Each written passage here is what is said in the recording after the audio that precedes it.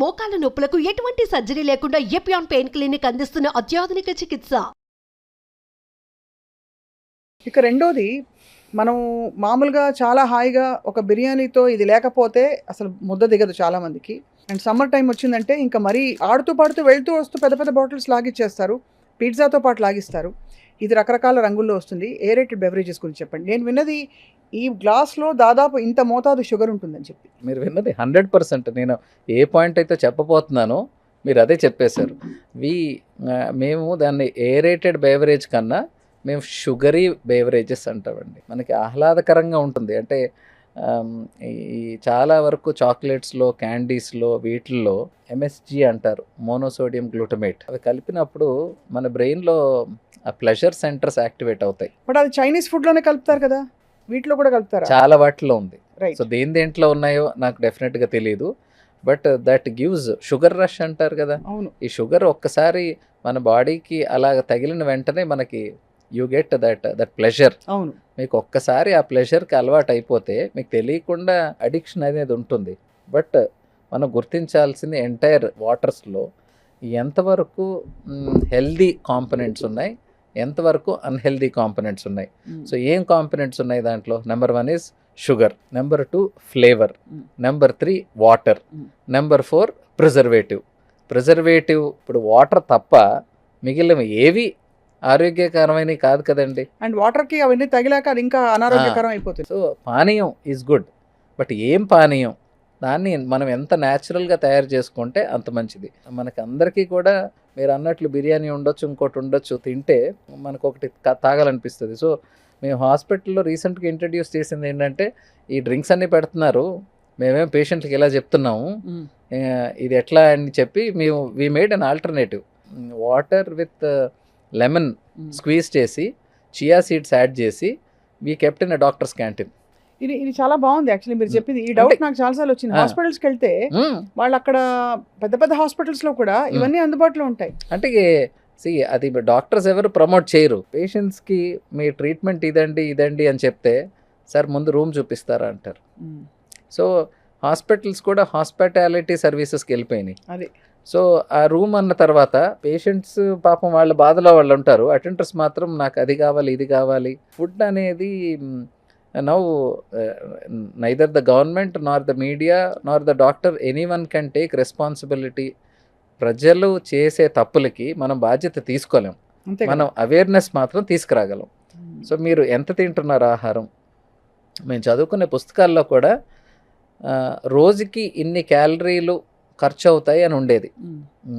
Daily wage labourers or workers, అంటే manual workers, రోజుకి 3600 calories to 4100 calories, 4000 calories ఖర్చు పెడతారు. వాళ్ళు అంతవరకు తినొచ్చు. మోడరేట్లీ వర్కింగ్ అంటే కొంత నడక ఉంటుంది, కుర్చీలో కూర్చోవడం ఒకటే కాకుండా పైకి కిందకి నడిచేది ఉంటుంది. అలాగా వీళ్ళు 2500 క్యాలరీస్ వరకు వాళ్ళు తినే అవకాశం ఉంటుంది. సెడెంటరీ లైఫ్ స్టైల్, అవును, కూర్చున్న చోట కూర్చున్నట్టు కదలకుండా ఉండే ఉద్యోగాలు 1200 నుంచి 1500. ఒక గ్లాస్ ఇది లాగిచ్చే ఉంటే ఒక 350. హైదరాబాద్లో ఒక మంచి పెళ్లి భోజనం వాల్యూ ఈజ్ 1800 to 2000 క్యాలరీస్. అంటే మీరు అక్కడ వెళ్ళి ఫుల్గా తినేసి వస్తే మంచి భోజనం ఒక రోజుకి సరిపడా మీకు ఆహార, అంటే మన లైఫ్ స్టైల్కి, మనం కదలకుండా ఉండే లైఫ్ స్టైల్కి అయితే మీరు ఈవినింగ్ ఒక బఫే డిన్నర్ కానీ, ఒక పెళ్లి ఫంక్షన్ కానీ, మనం నీట్గా సలాడ్తో, సూప్తో స్టార్ట్ చేసి డెసర్ట్తో ముగించి ఒక పాన్ వేసుకుంటే 2500 కాదండి, అది ఇంకా ఎక్కువ కూడా. ఈ మధ్య పాన్ లో కూడా ఇదివరకు తమలపాకులు అరుగుదలకు పెట్టేవారు, అరుగుదల వదిలేసి ఇప్పుడు పాన్ లో ఇంత మీఠా పాన్ అని చెప్పి ఇంత షుగర్ వేసేసి తీయగా తయారు చేసుకుంటున్నారు. సో అంటే ప్రతి ఒక్కరు they do their own business to make you get addicted, అంతే. సో అది ప్రాబ్లం. అందుకని అందరూ గుర్తుంచుకోవాల్సింది, అంటే నేను నా పేషెంట్స్కి ఫస్ట్ వెయిట్ లాస్ మేనేజ్మెంట్లో చెప్పేది, number 1 avoid parties, number 2 avoid buffets, number 3 మీరు ఎక్కడికన్నా పెళ్ళికి వెళ్తే కూడా తినేసి వెళ్ళండి, ముందు సలాడ్ తినేసేయండి, మీ కడుపు అంతా సలాడ్ తినేసేయండి. సలాడ్ తర్వాత మధ్యలో అన్నీ చూసేసి ఆనందపడిపోయి లాస్ట్లో డైరెక్ట్గా మీరు డెసర్ట్ ఏమన్నా ఒక స్పూన్ తినండి, మీకు హ్యాపీగా ఉంటుంది. బట్ ఇది ఫాలో అయితే, ఎందుకు అంటే మనం calorie count. So intermittent fasting అందరికీ తెలిసిన కాన్సెప్టే. ఇంటర్మిటెంట్ ఫాస్టింగ్ అంటే చాలా టైం గ్యాప్ ఇచ్చి అవును. రోజుకి 8 గంటల టైంలో మీరు ఏం మొత్తం తిన్నా ఆ తినేసేయండి. టైంలో తినండి, 16 గంటల గ్యాప్ ఇవ్వండి. That has got good results. Intermediate ఫాస్టింగ్లో కూడా సిఆర్ అంటారు, క్యాలరీ రెస్ట్రిక్షన్. క్యాలరీ రెస్ట్రిక్షన్ లేకుండా ఉత్త ఐఎఫ్ చేసిన దానివల్ల ఉపయోగం ఉండదు. ఆ 8 గంటలు దొరికింది ఇదే ఛాన్స్ రో దేవుడా అనుకుని మొత్తం లాగిస్తారు అన్ని. నేను ఇంటర్మీడియట్ ఫాస్టింగ్ అని చెప్తారు. అదే స్వీట్లు అవి అంటే ఇన్స్టెంట్ గా చిన్న పదార్థం తిన్నా కూడా, చిన్న క్వాంటిటీ తిన్నా కూడా ఎక్కువ క్యాలరీస్ వచ్చేసే ఫుడ్స్ ఇవన్నీ, అన్హెల్దీ క్యాలరీస్ వచ్చే ఫుడ్స్ ఇవి మీరు చెప్పేవి. ఏరేటెడ్ బెవరేజెస్ అయితే దానికి ఆల్టర్నేటివ్ కొబ్బరి బొండాలని చెప్పి ఎప్పటి నుంచో చెప్తున్నారు. కొబ్బరి బోండాలు అంటే ఎనీథింగ్ న్యాచురల్. మీరు కోల్డ్ ప్రెస్ జ్యూసెస్ అంటారు, అది ఏం లేదు. ఇంట్లో మీరు జ్యూస్ చేసుకుంటే దాన్ని కోల్డ్ ప్రెస్ జ్యూస్ అవుతుంది. అసలు ఎందుకండి జ్యూస్ చేసుకోవాలి? నీళ్లు తాగి చక్కగా పండు తినచ్చు. పండు తినొచ్చు. పండు తింటే ఇట్స్ అ ఫైబర్. అదే కదా. సో మనం 20 ఏళ్ల క్రితం మనకు అందుబాటులో ఉన్న ఆహార పదార్థాలు ఏమి తీసుకున్నా మంచిది. అట్ ద సేమ్ టైం ఆ ఫ్రీక్వెన్సీ, అది మనం 20 ఏళ్ళు 25 ఏళ్ల క్రితం ఉగాది అంటే ఆ రోజు మనకి స్వీట్స్ ఉంటాయి ఇంట్లో, లేకపోతే శ్రీరామనవమి మనకి వడపప్పు పానకం ఉంటుంది. అలాగా ప్రతి పండక్కి మన స్వీట్స్ చేసుకొని హ్యాపీగా స్వీట్స్ తినేవాళ్ళు అప్పుడు కూడా. అంతే. ఈరోజు స్వీట్ అనేది దాంట్లో ఇంకా వెరైటీలు, దాని మీద రంగులు, దాని మీద ఇప్పుడు ఫ్రూట్ మలై అని వచ్చిందండి బాబోయ్, అది ఎంత మీరు చూసారా? నాకు తెలుసు, అసలు తెలుసు. ఇంత క్రీమ్ డబ్బా ఓపెన్ చేసి దాని మీద ఇలా పోసేస్తాడు.